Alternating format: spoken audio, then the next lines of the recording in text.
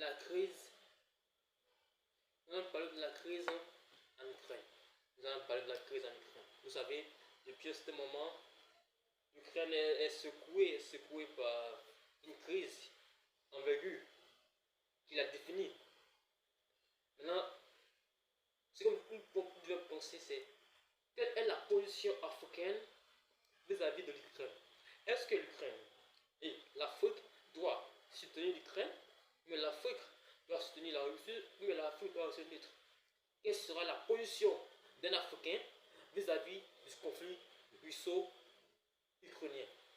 Vous savez, dans la vie, quand tu parles, quand tu penses, ou bien tu prends ta bouche pour affirmer un dit, c'est que tu sais sur quoi tu comptes. Oui, tu sais sur quoi tu comptes pour pouvoir affirmer ton dire. Vous voulez parler du conflit russo-ukrainien. On peut en parler, hein?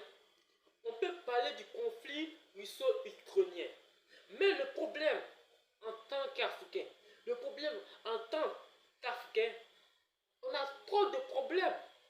On a trop de problèmes. La famine, la migration, les autres en désordre, les morts dans les océans, les problèmes. L'Africain a trop de problèmes pour pouvoir penser même à pouvoir intervenir ou bien essayer de régler un conflit russo-ukrainien. L'Africain doit penser, ah, est-ce que moi-même je mange bien? Est-ce que moi-même ça va? Est-ce que moi-même ça va chez moi? Au lieu de pouvoir même réfléchir à intervenir dans un conflit qui ne peut rien t'apporter. Bon, on prend un exemple. On soutient l'Ukraine. Ok. L'Ukraine subit une injustice. Et puis un coup là aussi gagne. Un coup, le pays en question, mais là, le pays, bon, on ne sait pas, l'ordre change. Est-ce qu'on pourra vivre sur ce régime poutinien? Un régime où il n'y a pas de liberté. Bon, on ne peut pas aussi chacun sa liberté. Parce que nous, on a connu la démocratie. Mais c'est pas parce qu'on a connu la démocratie qu'on va dire que la démocratie est le meilleur système au monde. La démocratie ne peut pas être le meilleur système au monde. Chacun connaît son système.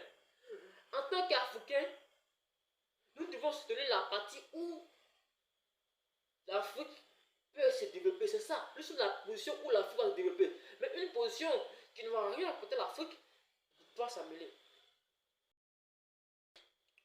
Ok.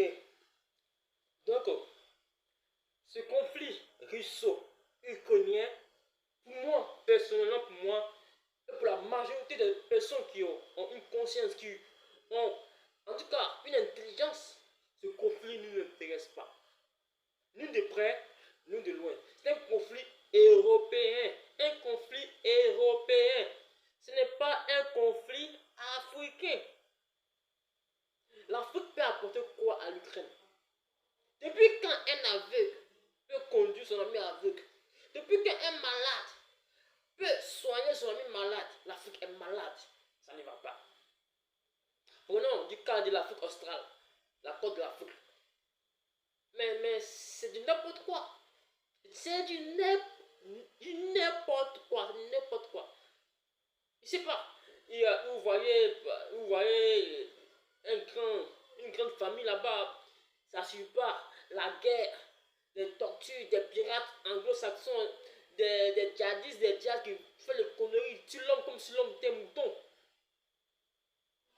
Avec tout ça, toi, tu vas venir nous devons aider l'Ukraine comme des bâtards. Tu peux aider qui? Tu peux aider qui? L'Africain ne peut pas aider l'Européen. Le pauvre ne peut pas aider le riche. Le pauvre ne peut pas aider le riche. Le noir ne peut pas rendre le blanc noir. C'est impossible. L'Africain doit se réveiller. Se réveiller et se remettre en question. Qu'est-ce qui ne va pas? Quel est le problème? Pourquoi tant de misère? Pourquoi tant de souffrance? Pourquoi nos générations n'ont... C'est-à-dire que la génération à venir, quand on analyse, cette génération n'a pas d'avenir. Si moi, en tant qu'un être né, vécu, je n'ai pas réussi à avoir l'argent, est-ce que c'est sûr que mon fils va pouvoir avoir quelque chose dans la vie, à le tuer? Parce que pour voir l'argent, ce n'est pas une année, 2 années. C'est un système qu'on crée, c'est des conditions qu'on met, des moyens qu'on met à la disposition pour que la personne puisse atteindre un objectif bien précis dans la vie. Mais on ne se lève pas comme cela pour dire demain je vais réussir, demain je vais voyager, demain je vais faire le non. L'Africain doit se remettre en question. J'apprends qu'il y a c'est pas, un artisan, un cultivateur, un fermier. Toi-même, tu vis dans ta ferme, dans ton village, les gens ont faim, tu ne donnes pas. Tu prends ta plantation, tu prends la moitié et tu en donnes aux Ukrainiens. Bon, je ne sais pas si c'est accepté. Mais attends, c'est quelle inconscience? C'est quelle inconscience? Est-ce que ça va dans la tête de cet homme-là?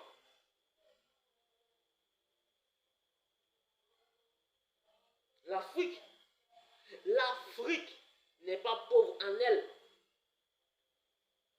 L'Afrique n'est pas pauvre du fait de la colonisation, de l'esclavage. Mais l'Afrique est pauvre du fait de ses occupants. On dit, ouais, mais le gouvernement, le gouvernement, il fait la politique de celui qui l'a envoyé. Ben, le président fait sa campagne, qui fait la campagne? Bon, il doit aller prendre l'argent. Et lorsqu'il a pris l'argent, il a signé des contrats de dettes. Donc lorsque le président, il doit rembourser son argent. C'est l'Africain. L'Africain qui doit se réveiller et qui doit commencer. Commencer quoi? Ah, moi je fais ça.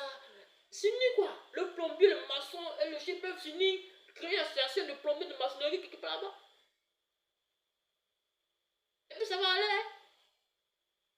Mais chacun cherche à manger pour lui. La CEC, la CE, le docteur, le prof, le pasteur, le guérisseur, le marbre.